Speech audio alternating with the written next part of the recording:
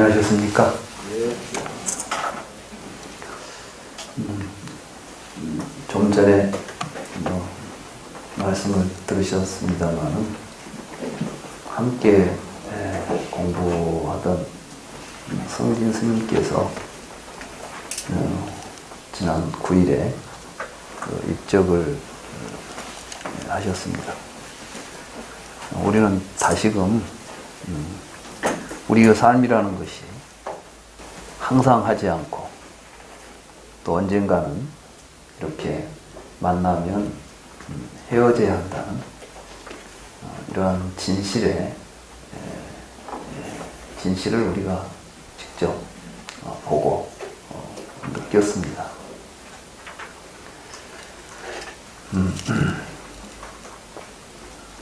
항상 이렇게 스님은 지금 우리 곁에 계시지 않지만 우리에게 굉장히 중요한 것들을 보여주고 가신 것 같습니다.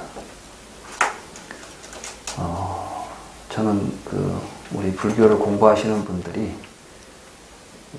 수행을 하실 때 몸을 참 소중히 여겨야 하겠다 이런 생각을 했습니다.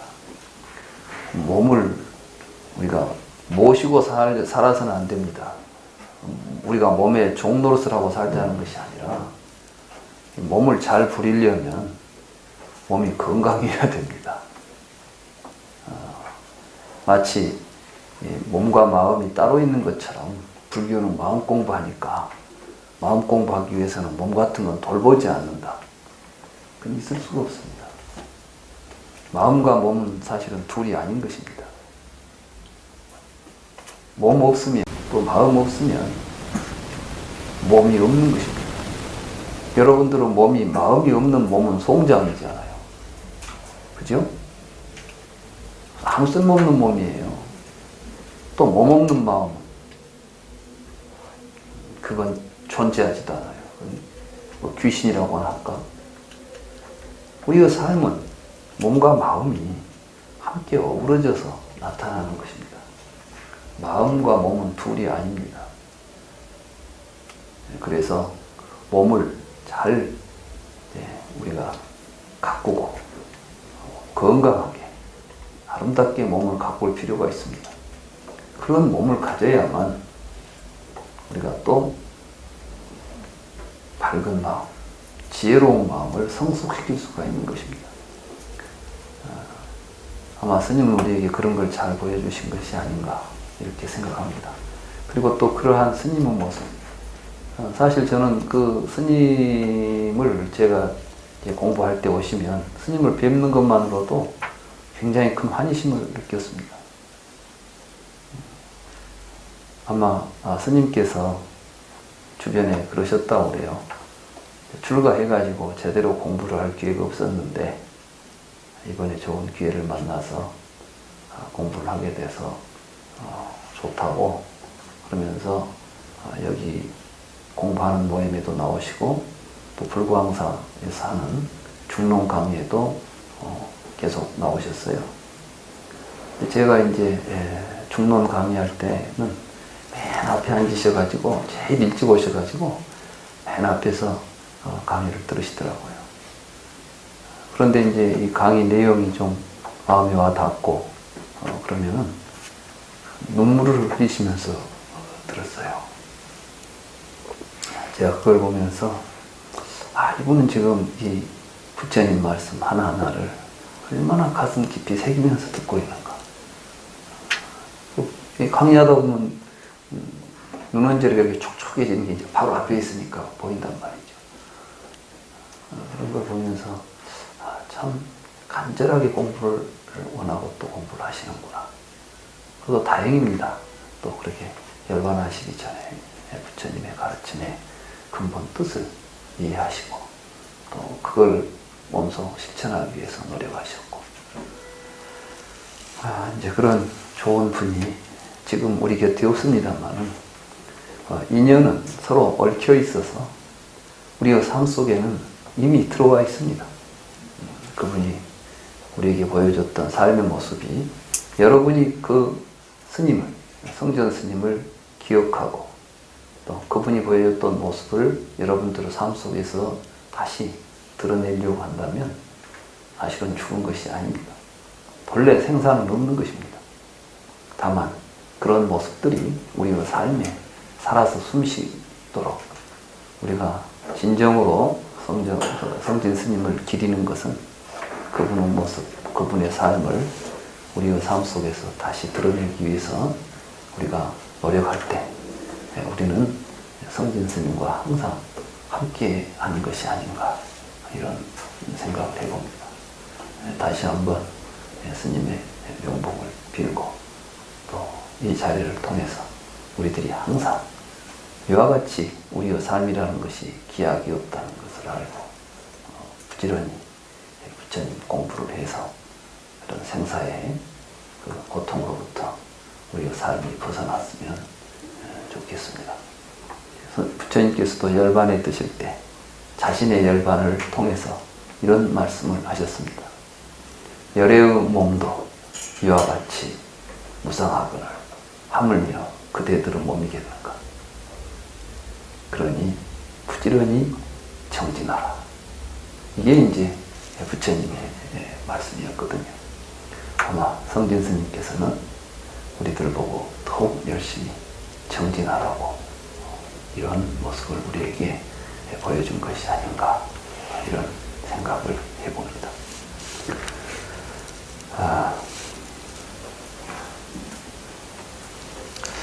오늘은 제11 무의복 승분 이 부분을 같이 살펴보도록 하겠습니다.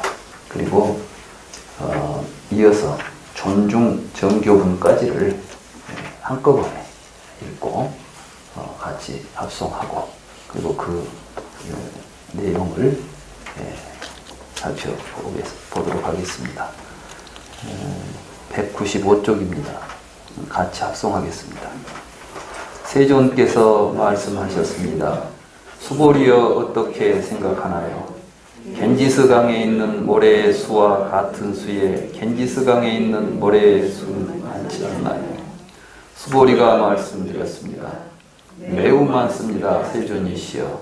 겐지스강의 수도 무수하게 많은데 하물며 그 모래의 수는 말해 못하겠습니까? 세존께서 말씀하셨습니다. 수보리여 내가 그대에게 알려주겠습니다. 내가 그대에게 밝히겠습니다. 어떤 여인이건 산액은 겐지스강의 모래수와 같은 수의 세계를 칠보로 가득 채워서 열애야라한 등정각들에게 보시를 행한다면 수보리여 어떻게 생각하나요? 그 여인이나 사내는 그로 인하여 많은 복덩어리를 얻지 않을까요? 수보리가 말씀드렸습니다. 많습니다. 세존이시여. 많습니다. 선서시여. 여인이나 사내는 그로 인하여 헤아릴 수 없고 측량할 수 없는 복덩어리를 얻을 것입니다. 세존께서 말씀하셨습니다. 수보리여 여인이나 사내가 그와 같은 세계를 칠보로 가득 채워서 열애 아라한 등정각들에게 보시를 행하는 것보다 선남자 선여인이 이 법문에서 단지 사국에만을 뽑아내어 다른 사람을 위하여 가르쳐주고 설명해 준다고 할지라도 실로 그로 인해서 생기는 복덩어리가 헤아릴 수 없고 측량할 수 없이 더 많답니다. 그리고 수보리여 어떤 지역에서 이 법문에서 단지 사국에만을 뽑아내어 다른 사람을 위하여 가르쳐주고 설명해 준다고 할지라도 그 지역은 일체의 세간과 천신과 인간과 아수라가 모두 부처님의 탐묘가 있는 것으로 여길 것입니다.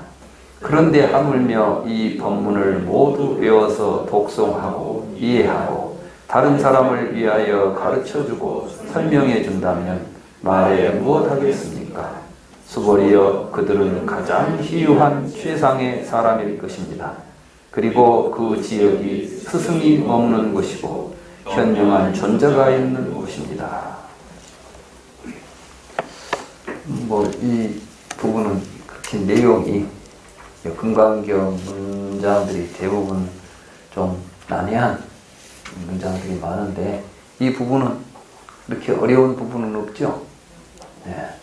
이제 여기서 지금 무슨 이야기를 하려고 하는 것일까? 근데 제가 금강경을 읽으면서 사람을 표현할 때 선남자, 선여인이라는 표현하고 여인이나 사내라는 표현이 나옵니다. 어떨 때는 여인, 사내 이렇게 이제 보통 남자나 여자나 이런 일반적인 그 호칭을 사용하고 어떨 때는 선남자, 선여인 이런 표현을 이제 쓰고 있어서 처음엔 저는 별로 그렇게 뭐 사람 부를 때 선남자, 선여인이나 남자나 여자나 그런 식으로 보았는데 이 선남자, 선여인은 보니까 누구를 지칭하냐 하면 불법을 올바로 배워서 실천하는 사람을 지칭할 때 선남자, 선여인이라고 부릅니다. 그래서 이제 전에 그 공동 이야기할 때 선남자, 선여인이 삼천대천세계에 가득 찬 칠보로 보시를 행한다면 수벌이 어떻게 생각하느냐, 그 복덕, 공덕이 많겠느냐, 많지 않겠느냐. 그러니까 많습니다. 매우 많습니다. 왜냐 하면 세종께서 말씀하시는 복덩어리는 덩어리가 아니기 때문입니다. 그래서 세종께서는 복덩어리라고 말씀하신 것입니다. 이 부분이 앞에 있었죠. 그때는 이제 선남자, 선여인 이렇게 이야기를 하고 있고 여기는 보면 여인이나 사내는 이렇게 이제 이야기를 합니다.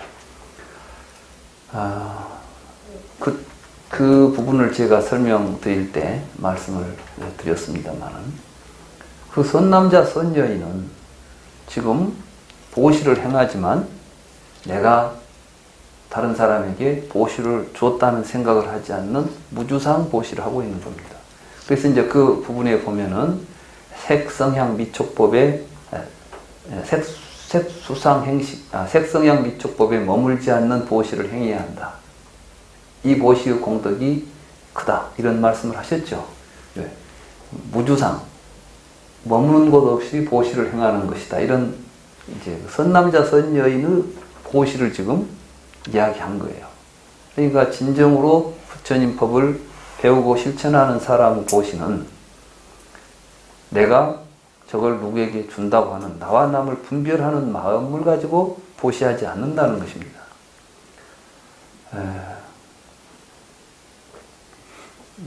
남과 산소를 우리에게 공급해 주면서 내가 너한테 산소를 주고 있다 이런 생각을 가지고 주지 않죠. 그렇죠? 그러니까 나무가 있는 곳에서 생명들이 아무 불편 없이 재밌게 잘 삽니다. 그 노자 이 도덕경에 보면 제일 훌륭한 임금은 어떤 임금님이냐? 임금이 누군지도 잘 몰라요. 관심도 없어. 그러면서 거기 살고 있는 사람들은 임금님 덕분에 잘 살고 있다고 생각하지 않아요.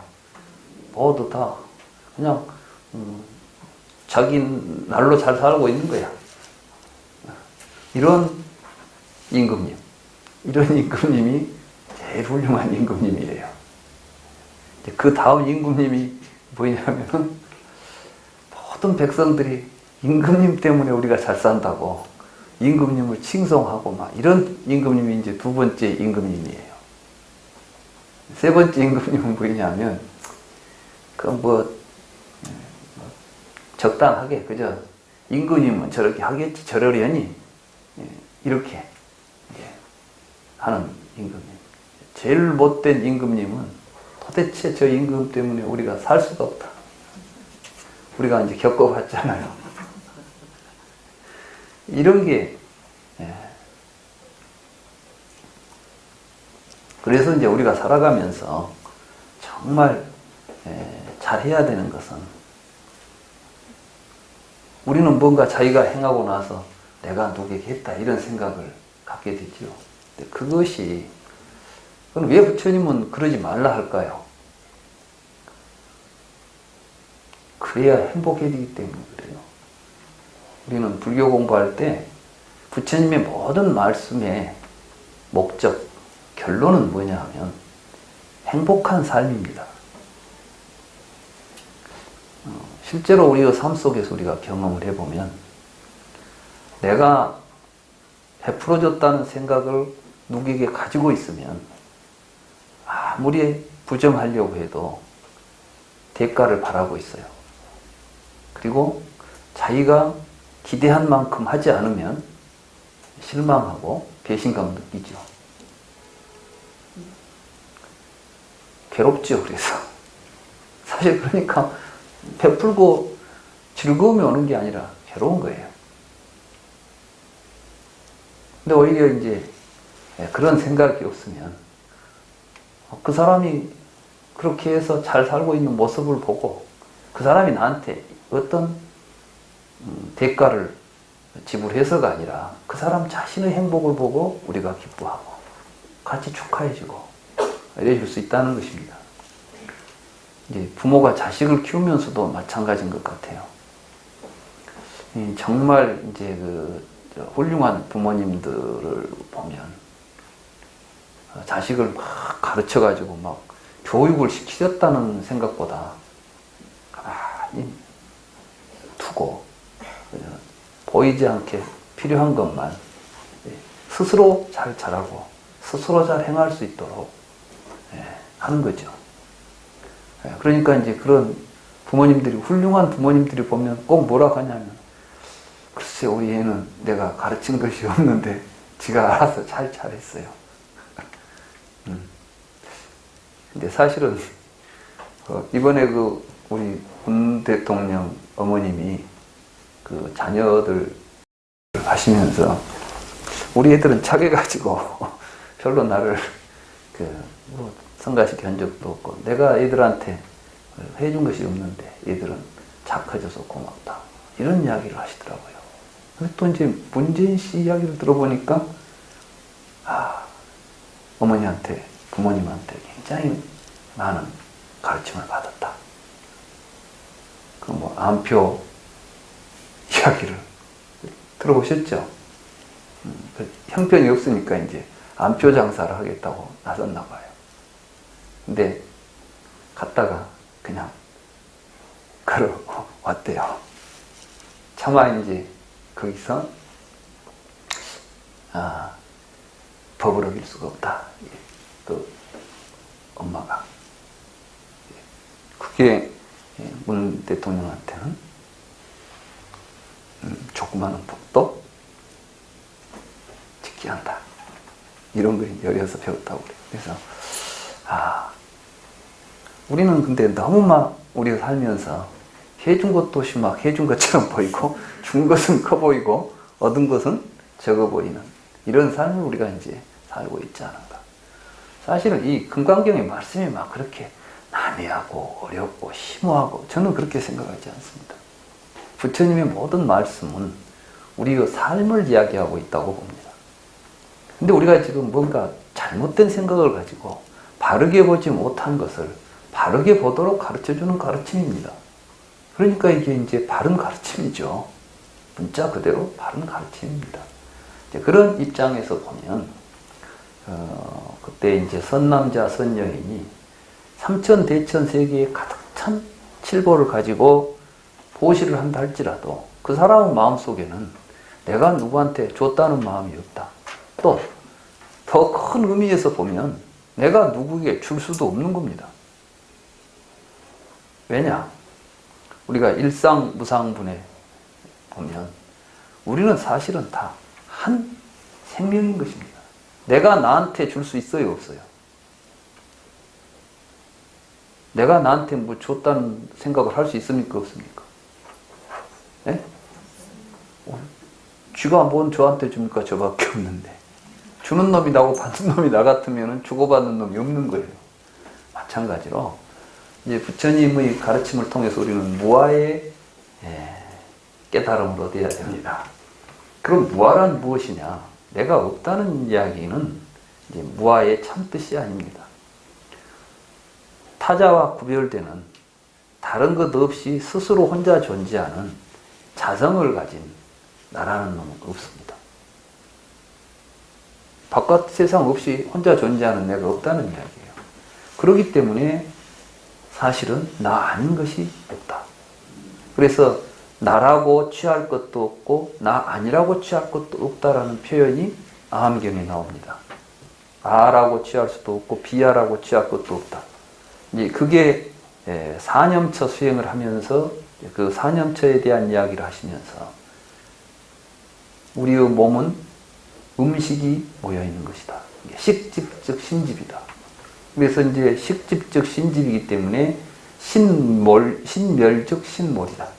우리가 먹는 음식 끊어버리면 몸도 허물어진다. 그렇기 때문에 음식과 몸을 우리는 둘로 볼 수가 없겠죠. 그럼 음식은 또 어디가 있어요? 내 바깥에 있는 것들이 다 우리 음식입니다. 여러분들은 입으로만 먹고 살지 않습니다. 여러분 눈으로는 바깥 세상을 보지요. 이 정보를 얻는 거, 이게 이제 전부 뭘 키우는 음식이냐 하면 마음을 키우는 음식이에요. 그러니까 우리가 보고 듣고 냄새 맡고 맛보고 만지고 하는 게 전부가 다 여러분들의 의식을 만들고 형성시켜주는 것입니다. 그러니까 지금 여러분들이 가지고 있는 마음, 정신이라는 것이 바깥에 있는 것하고 무관하게 내 몸 안에 있지 않다는 것이 무아입니다. 그렇지 뭐 정신이 없다고 말하면 안 되죠. 내가 지금 이 정신이 멀쩡한데 그건 없어 이렇게 말하면 그건 올바른 이야기가 아니죠. 지금 부처님께서 무하다 이렇게 말씀하시는 것은 우리는 몸 안에 그런데 그것과 상관없이 있어가지고 본다고 생각하니까 사실은 보고 듣고 냄새 맡고 맛보고 만져서 형성된 마음을 마치 그 마음이 밖에 있는 것과는 무관하게 있는 것처럼 보니까 그렇다는 말씀이에요. 또 밖에 있는 것도 보면 마음으로 보니까 그게 보이는 모습이 나타나는 것이지 보지 않은데 어떻게 밖에 보이는 모습이 있겠습니까? 불시민 영화에 보면은 그 재봉틀을 돌리는 사람이 이제 나오는데 그 귀머거리예요.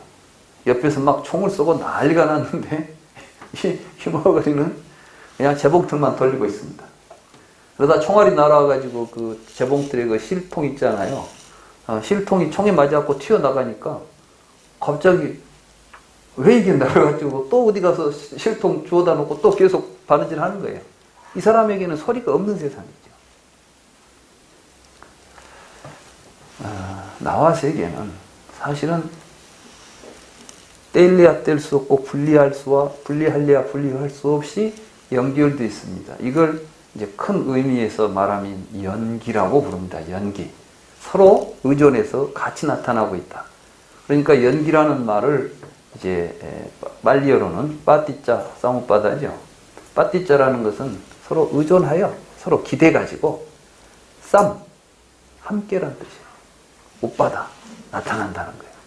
그러니까 보는 놈이 있어야 보이는 놈도 있고 보이는 놈이 있어야 보는 놈도 있기 때문에 둘은 함께 나타나지 이놈이 없으면 저놈도 없는 거예요.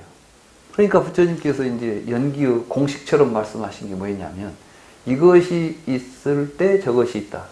근데 사실은 그게 처격이더라고요. 뭡니까?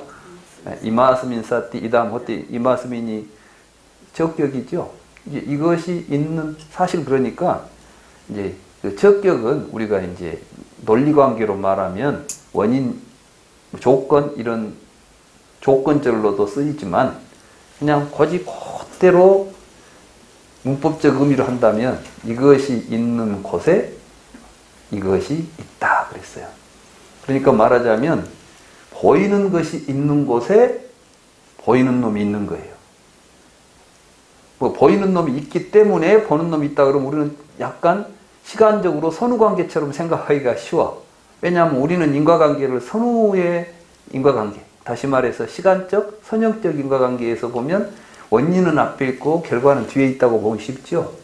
그런데 연기설은 인과의 관점에서 보면 연기설은 상호인과율입니다. 이것이 있을 때 이것이 있고 같이 있는 거예요. 이 원인과 결과가 시간적으로 떨어져 있지 않습니다. 그럼 어떻게 이것이 원인 결과냐? 그러니까 원인과 결과는 일방적이지 않다는 것이죠. 이것이 원인이면 이것이 결과가 되고 이것이 원인이 돼서 이것이 결과가 되니까 상호인과가 되는 거예요. 사실 이 세상은 알고 보면 상호인과로 되어 있는데 우리가 어떠한 개념이나 관념을 실체시해서 개념화 시켜놓고 나면 그때부터는 이게 선후관계처럼 A 다음에 B가 있는 것처럼 어떤 실체들의 선후관계로 인과가 왜곡됩니다. 불교의 핵심은 인과를 상호적으로 보는 것입니다. 그래서 이제 옛날 분들이 제가 공부할 때 어떤 분의 이 차유고 피유, 차기고 피기를 차유고 피유는 공간적으로 모든 것이 서로 의존해 있어. 차기고 피기는 시간적으로 이것이 일어난 다음에 어떤 것이 일어나는 시간적인 이시적, 계기적 관계 이렇게 설명을 해서 처음에는 참 그럴듯하다. 그건 이제 우리가 알고 있는 인과적 패러다임이 선형적이기 때문에 그렇게 이해했던 것이에요. 그런데 사실은 이것이 있는 곳에 저것이 있고 이것이 일어날 때 저것이 일어난다. 그래서 본래 산스크리트 문법으로 본다면 동시에 한 곳이라는 뜻을 가지고 있어요. 연기의 공식이. 근데 우리는 동시에 한 곳이라는 것을 우리가 인과적으로 우리가 가지고 있는 인과 패러다임에서는 이해가 안 되니까 우리가 자의적으로 해석을 해가지고 이것이 일어난 다음에 이것이 일어난다는 식으로 설명을 하려고 했던 것이에요. 그렇죠? 그러면서 12연기를 또 이야기하면서 12연기는 시간적으로 그런데 물론 거기에는 상호인과 속에는 시간이 동시라는 생각보다는 시간이 무시된다고 하는 표현이 옳습니다. 그건 무슨 말이냐 하면 어떻게 인과관계가 시간이 무시됩니까? 이렇게 말한다면 예를 들자면 오늘 우리가 여기 날씨가 더워서 에어컨을 튼다고 한번 생각을 해봅시다. 에어컨이 작동하는 원리는 에어컨에는 센서가 있어가지고 우리가 적정한 온도를 설정해 놓으면 25도로 설정을 했다고 합시다. 근데 이제 방 온도가 30도가 되면 센서는 움직이죠. 그러면 센서를 움직이는 원인이 에어컨을 움직이는 원인이 무엇입니까? 방 온도예요. 방 온도가 에어컨을 작동을 시켰습니다.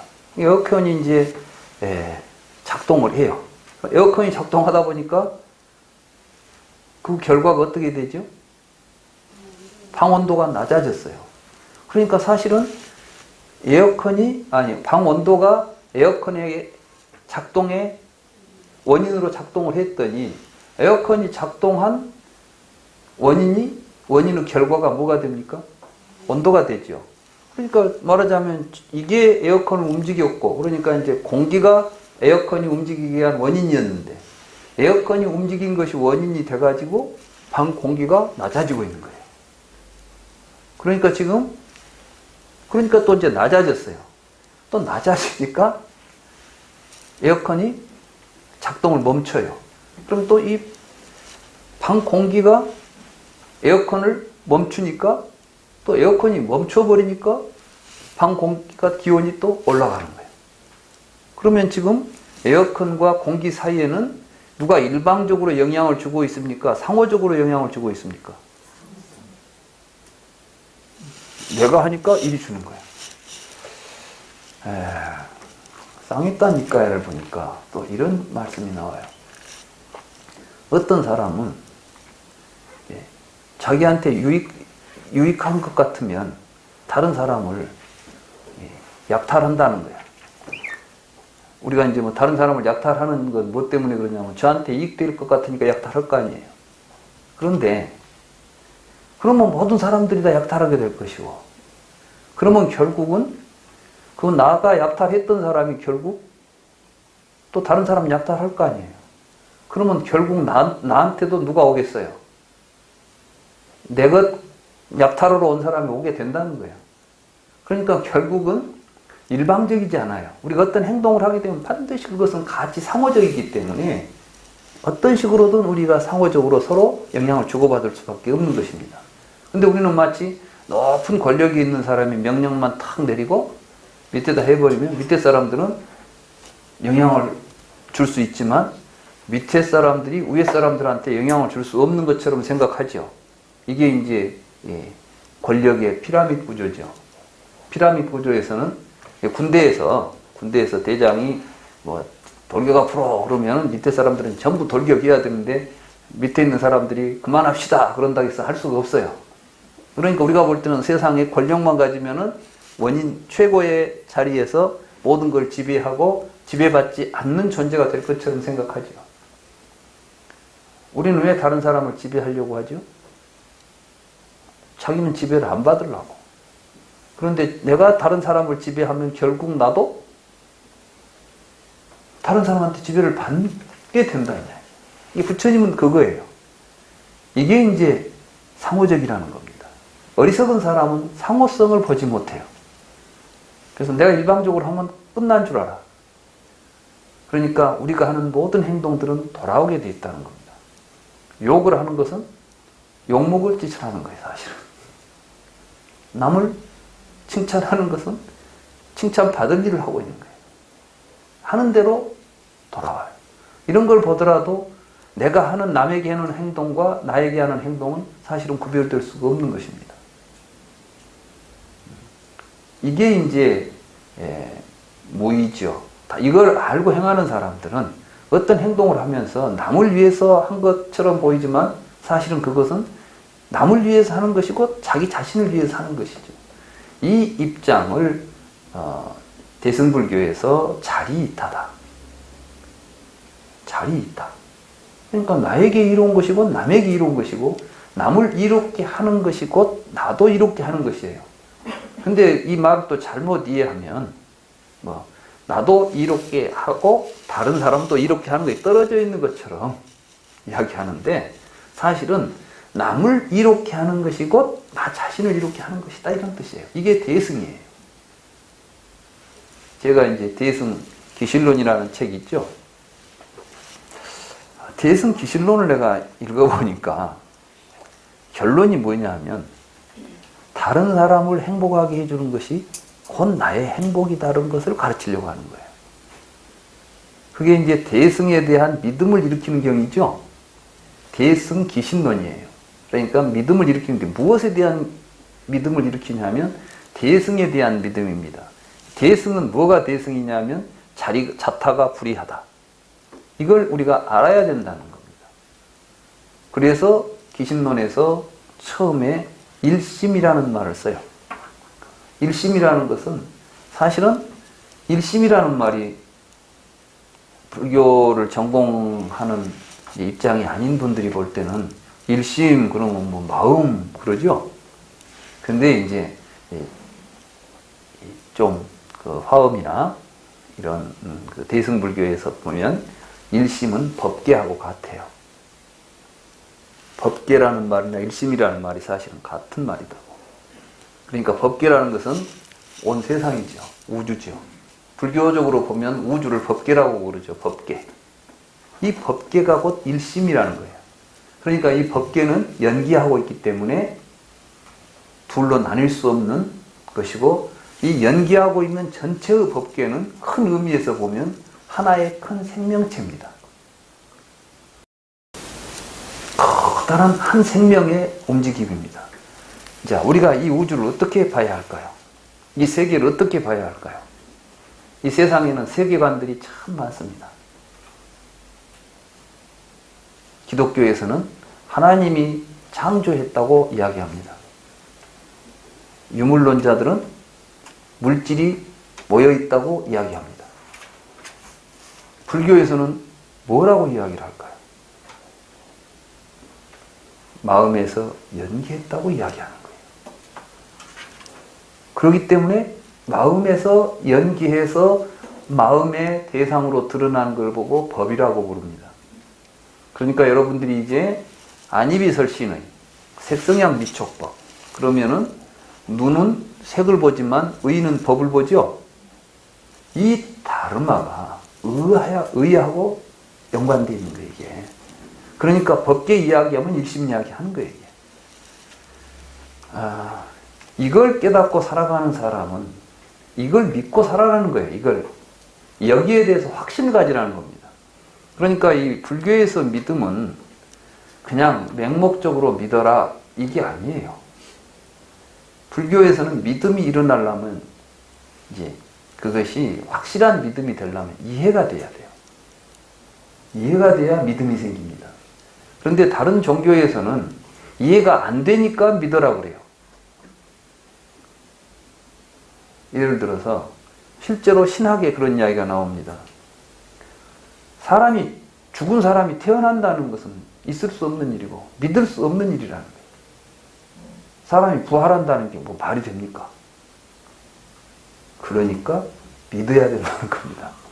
그 사실은 믿지 않고서는 우리가 받아들일 수가 없는 거야. 그러니까 교회 가면 무조건 믿습니까? 이렇게 믿잖아요. 제가 교회를 어떤 교회에 가서 봤더니 믿습니까? 소리가 처음부터 한 몇십 초 간격으로 막 나오더라고.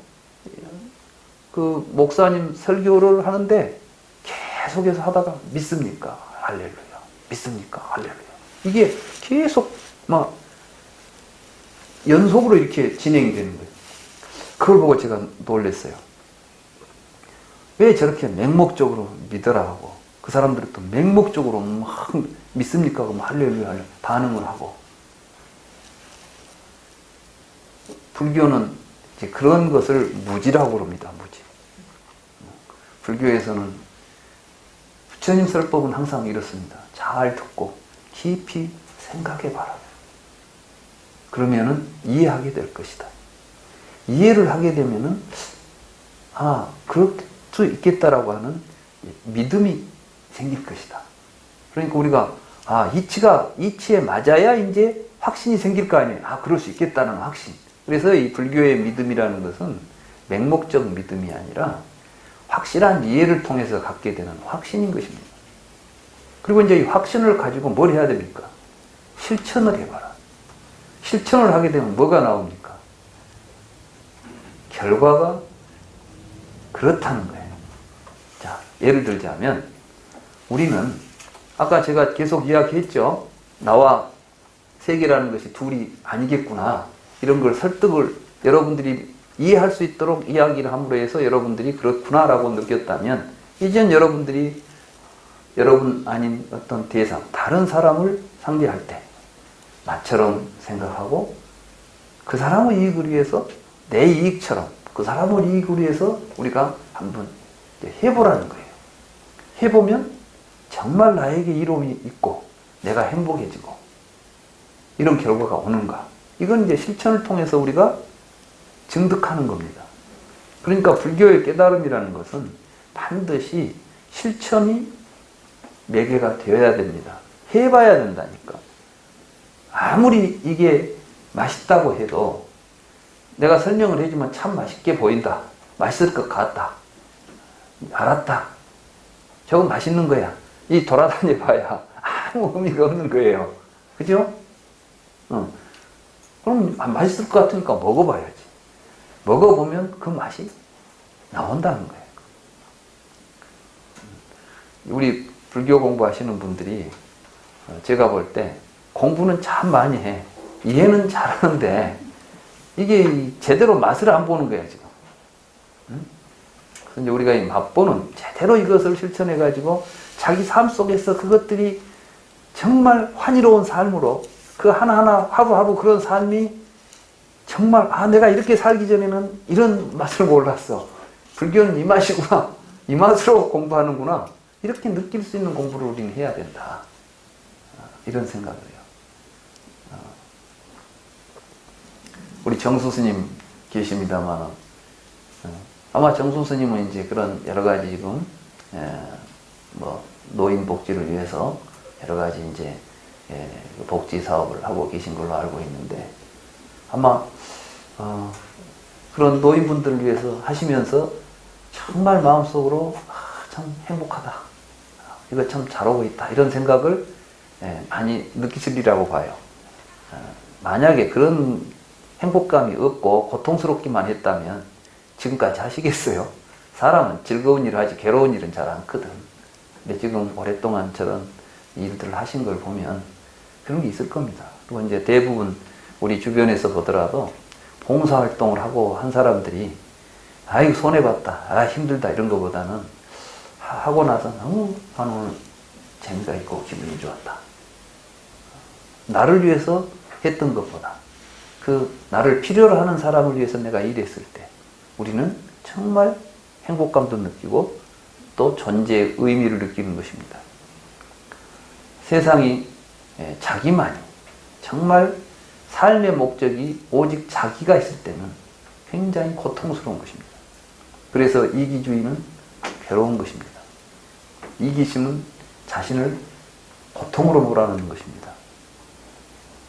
전에 이제 어떤 소설을 보니까 그 이야기 한번 했을 거예요. 바닷가에 마을에 세 어린이들이 살았어요. 그러니까 이제 소녀 하나하고 소년 둘인데, 소녀는 소설에 나오는 모든 주인공이 그렇듯이 예쁘고 착합니다. 그런데 그 소년들도 다 착하고 훌륭한 청년이 이제 성장해서 훌륭한 청년들이 됩니다. 근데 한 청년은 집안이 가난해서 어부의 아들인데 아주 가난합니다. 근데 성격은 쾌활하고 활달합니다. 근데 이제 이 방앗간집이 있는데, 그 방앗간집 아들은 집은 부자고 뭐 마음도 착하고 그런데 좀 수줍음을 타고 내성적입니다. 그렇지만 어려서부터 이 세 사람은 아주 친하게 잘 살았습니다. 그런데 성장해서 활달한 그 어부의 아들이 소녀에게 프로포즈를 합니다. 그래서 소녀는 또 다 좋아하고 있는데 자기에게 프로포즈를 하니까 받아들이고, 그래서 두 젊은이가 이제 결혼을 했습니다. 근데 이 방앗간 집 아들은 마음속으로는 그 소녀를 사랑했지만 성격이 내성적이라 표현을 못해서 했지만, 두 사람이 행복하게 가장 친한 친구고 가장 사랑하는 여인이 행복하게 사는 것을 보고 굉장히 또 만족스럽게 바라보면서, 그러나 또 다른 여자는 생각을 할 수가 없어서 그냥 혼자 그렇게 지내고 있었습니다.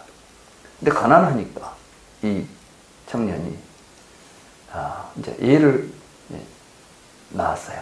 남명가를 낳게 되고, 얘들은 커가고 집은 가난하고 뭐 고기 좀 잡아갖고 와서는 도대체 생계를 유지하고 애들을 교육시킬 수가 없겠다. 그래서 이제 외항선을 타기로 하고 돈을 많이 받고 외항선을 타기로 하고 동네를 떠납니다.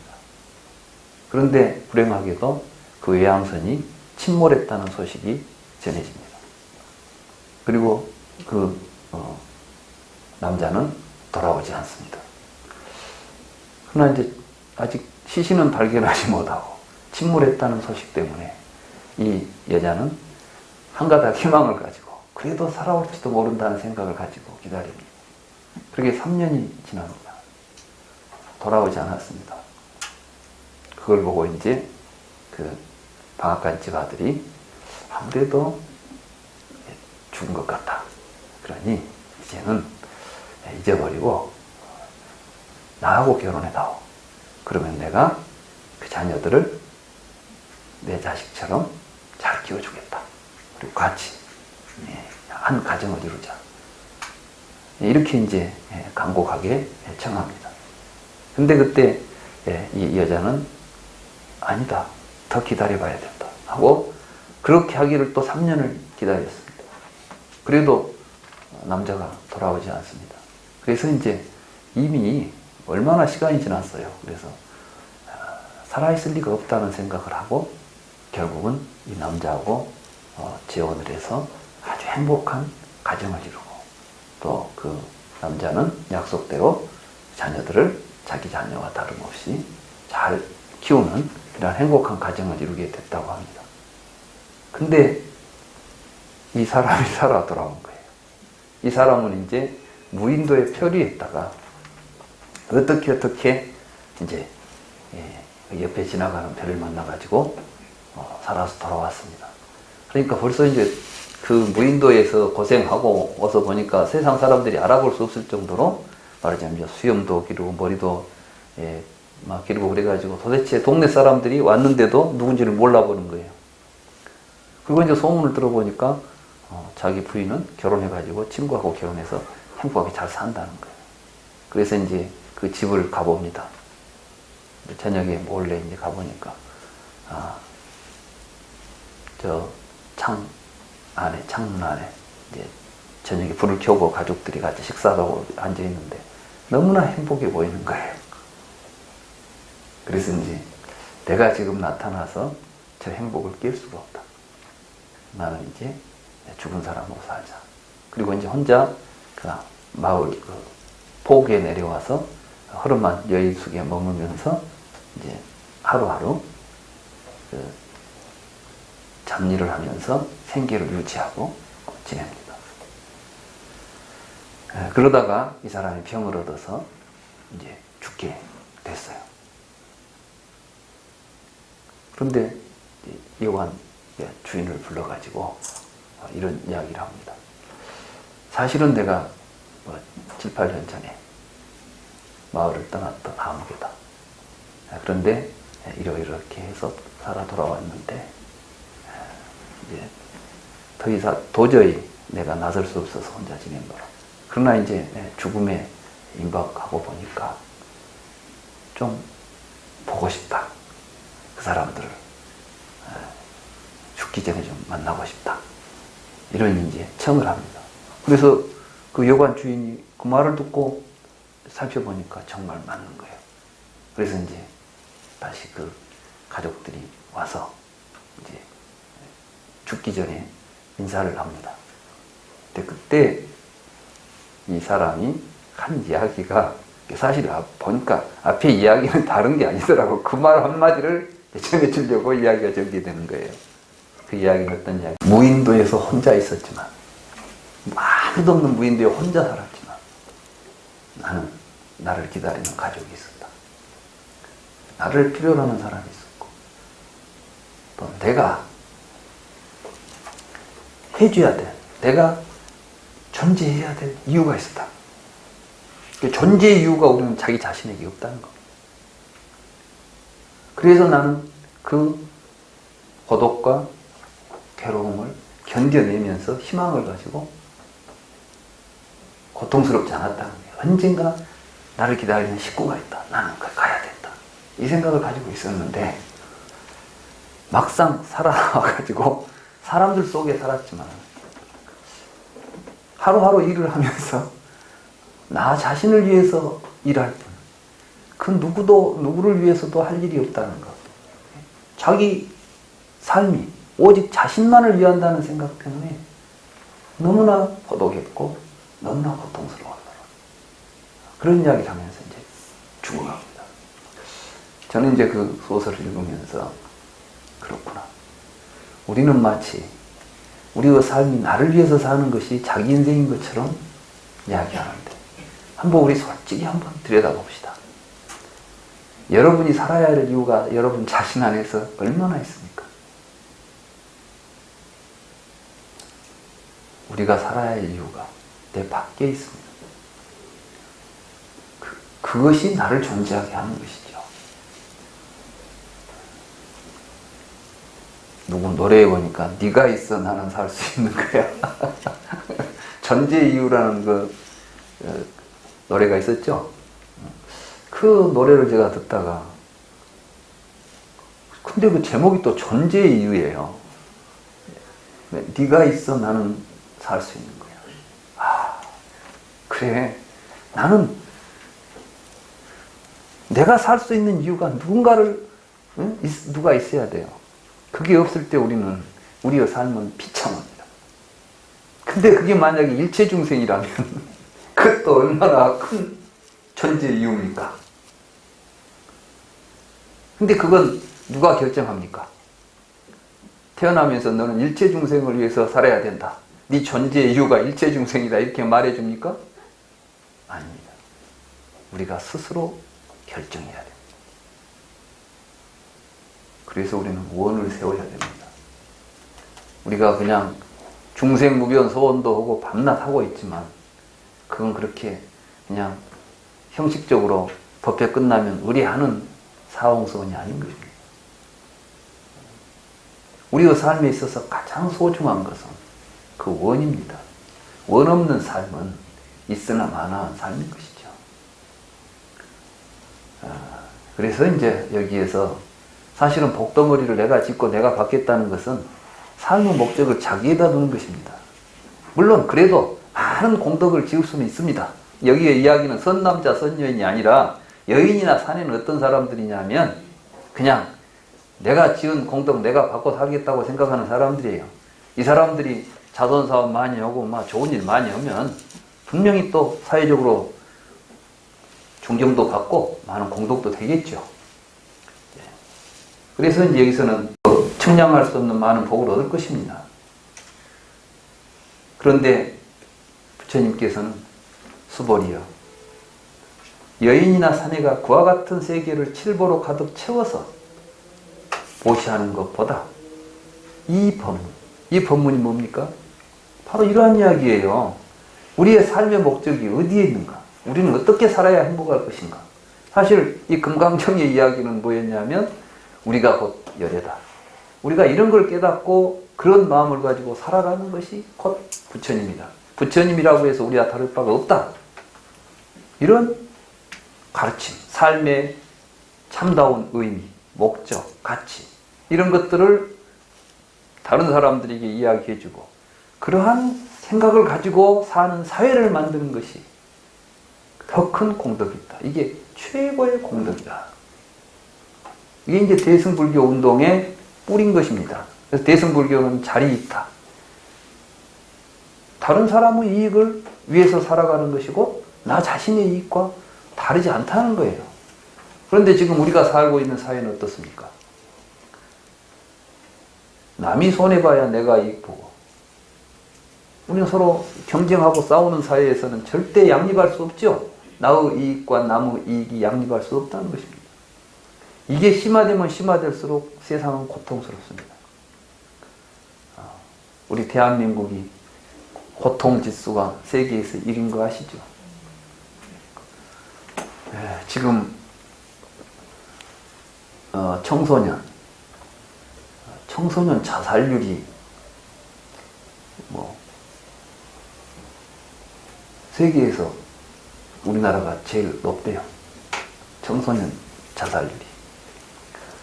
지금 우리가 학교에서 교육을 시키고 있는데 학교 교육을 보면 너무나 비참합니다. 우리는 왜 돈 들여서 내 자식을 그렇게 비참한 세계에다 내던지고 있는지 난 이해가 안 갑니다. 정말이에요. 그래서 나는 이제 우리 아직 없지만 만약에 손주가 생긴다면 학교 같은 건 그냥 가든 나든 나는 학교 꼭 안 버리고 싶어요. 막 놀 때만 있으면 어디 가서 놀리고 싶어. 어릴 때는 놀아야 됩니다. 노는 것이 공부고. 근데 우리는 너무 지금 고통 속으로 몰아넣는 것은 왜냐하면 이게 지금 경쟁을 시키고 이기적으로 존재의 이유를 자기한테만 심어주니까 교육의 목적이 자아실현인가 뭔가 이렇게 된다 하더라고. 그래서 그런 이야기를 했어요. 자아실현을 가르치려면 그 앞에 자아부터 좀 가르치고 실현이라고 해야지. 자아가 뭔지도 모르는 것들이 자아실현한다고 하면 되겠냐 내가. 우리 교육의 목표는 자아실현에 있다 그래요. 그건 자아실현이 아니라 탐욕의 추구다. 지 원하는 것 우리 옛날에 보니까 대한민국 보면 대한민국이 어떤 나라냐 그러니까 원하는 것은 뭐든지 될 수가 있고 세상에 그런 나라가 어디가 있어요. 원하는 것이 무엇이 되고 이게 탐욕을 막 부추기고 탐욕이 막 욕심을 다 할 수가 있으면 좋은 세상이라고 생각하는 거예요. 이게 아니라는 거예요. 그래서 이제 우리 금강경을 공부하면서 우리가 추구해야 될 삶, 사회 이런 게 뭔가 이걸 우리가 이제 공부하는 거죠. 그리고 이런 생각을 가지고 대승불교 운동이 일어났던 것입니다. 그래서 자리이타라는 이제 기치를 내걸고 우리의 삶이라는 것은 절대 삶의 중심에 자기를 두지 말자. 그리고 항상 내가 바라보는 곳에 내가 있다는 것을 알아야 됩니다. 내가 바라볼 때 내가 있잖아요. 나를 지금 보게 하는 놈이 사실 나의 근원이 되는 것이죠. 나 원인 아니에요. 그러니까 내 앞에 있는 나 아닌 것이야말로 곧 나로 투영된. 아까 우리 상호인과를 봤죠? 저것이 있으니까 내가 있는 거예요. 그러니까 저것이 좋아야 내가 좋을 거 아니에요. 사실 불교는 처음부터 끝까지 저는 그렇게 봤어요. 사상이고 뭐고 보니까 대승이고 뭐고 부처님 말씀, 대승불교든 뭐든 전체를 놓고 보면 그 말씀 하는 거예요. 그 말씀. 그걸 깨닫자고 하는 거죠. 그래서 이제 이런 생각을 우리가 공유해야 합니다. 나만 그 생각 가지고 있어가지고는 세상이 행복해지지 않습니다. 그래서 대승불교 운동했던 분들이 정말 온갖 역경을 무릅쓰고 이 법을 전하기 위해서 온 세상에 이 법을 전했던 거예요. 저는 어떤 종교가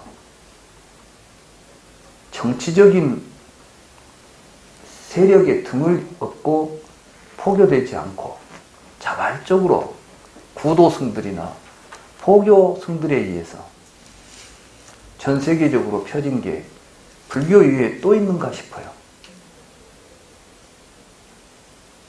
그렇잖아요?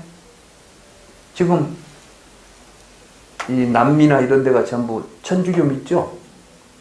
어디서 천주교가 들어갔어요? 그건 스페인 군대가 그 나라를 정복하고 그 나라를 정복하면서 신부들이 그 정치적 세력을 등에 업고 들어가가지고 거기다가 기존에 있는 모든 신앙체계를 무너뜨리고 그들을 지배하기 위해서 사실 기독교를 심은 겁니다. 그러니까 기독교는 철저하게 식민지용으로 말하자면 그 사람들의 의식을 식민지화하기 위해서 들어간 것 같아요. 그게 이제 미션이라는 영화 속에서 우리 그때 막 그런 영화 있었죠. 미션이라는 게 그렇게 아름답고 좋은 이야기가 아니에요.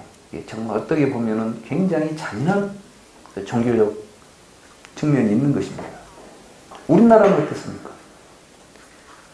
6.25 끝나고 나서 이제 전쟁, 그 다음에 뭐가 왔어요? 미국 선교사들이 이제 천주교조차도 그랬죠. 왜 신민양이 막 일어났을 때 왜 대원군이 그렇게 많은 천주교인을 죽였을까요? 사실은 천주교인들이 프랑스나 이런 국가에다가 군대를 보내서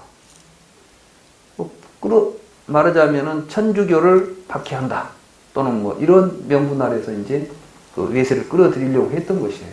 이런 거 이제 드러나니까 국가적으로 본다면은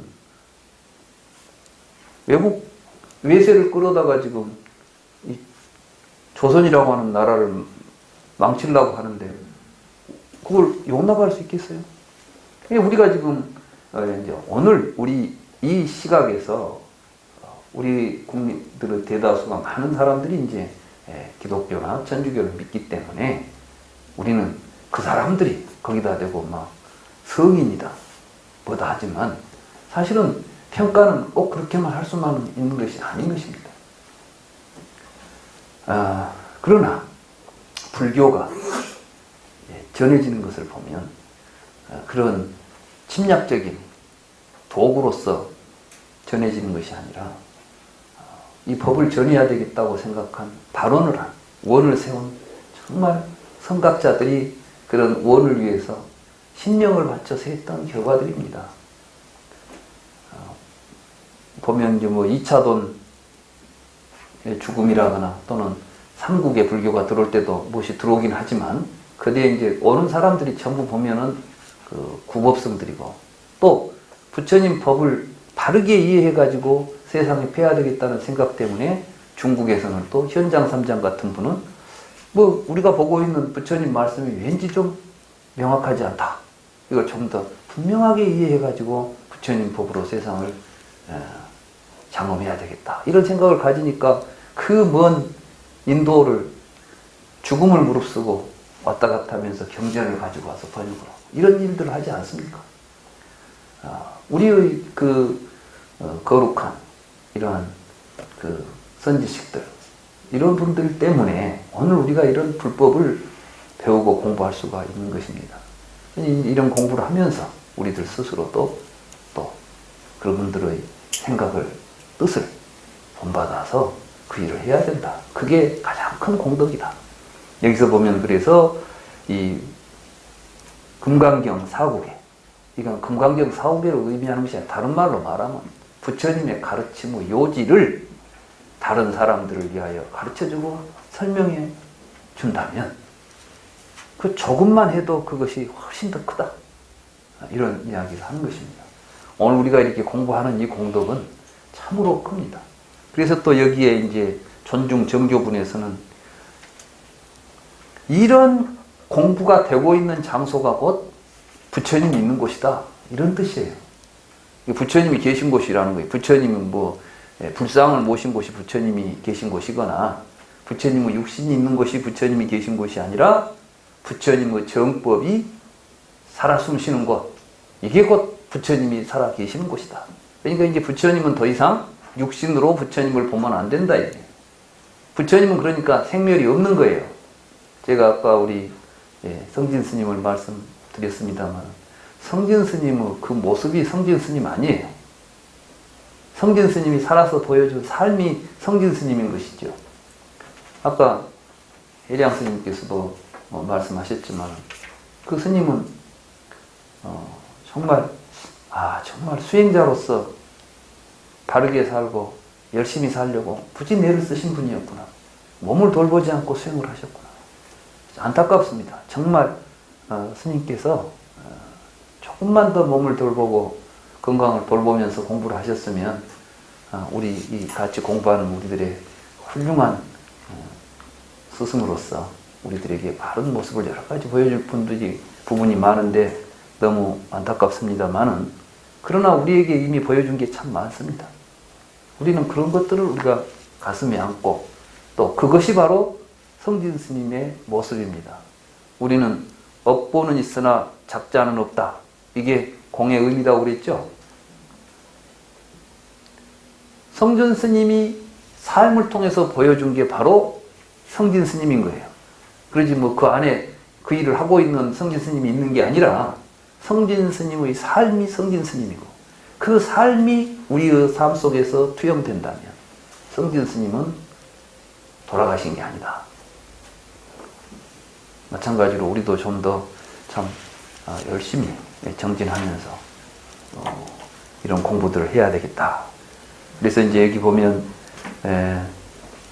조금만 하더라도 부처님 공부를 뭐 많이 안 하고 조금만 할지라도 그곳이 바로 부처님의 탐묘가 있는 곳으로 여기고 모든 천신과 인간들이 공경하고 공양하는 곳이 될 것이다.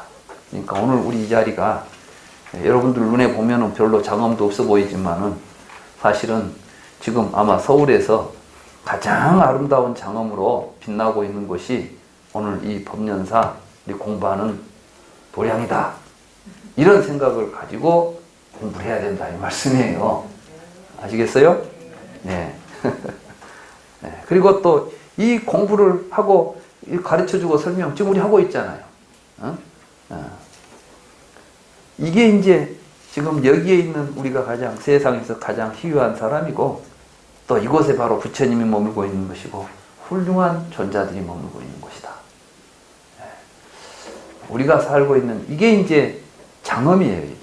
이게 앞에 이제 보면은 장엄품에 보면은 장엄은 장엄이 아닐세 그걸 장엄이라고 하는 것이다 그랬죠. 사람들은 뭐 장엄한다 해가지고 꽃 갖다 꽂고 하는 게 장엄인 줄 아는데 그게 장엄이 아니라 이렇게 부처님 가르침을 배우고 실천하는 것이, 이것이 바로 국토를 장엄하는 것이고 우리 스스로를 장엄하는 것이다. 이런 장엄, 장엄이 잘 된 곳에서 우리들이 부처님 공부를 하고 또 좋은 세상을 만드는 그러한 일들을 해야 할 것이다. 이게 이제 우리가 지금 공부한 금강경의 말씀이라고 생각을 합니다. 좀 더 쉬었다가 공부를 계속하도록 하죠.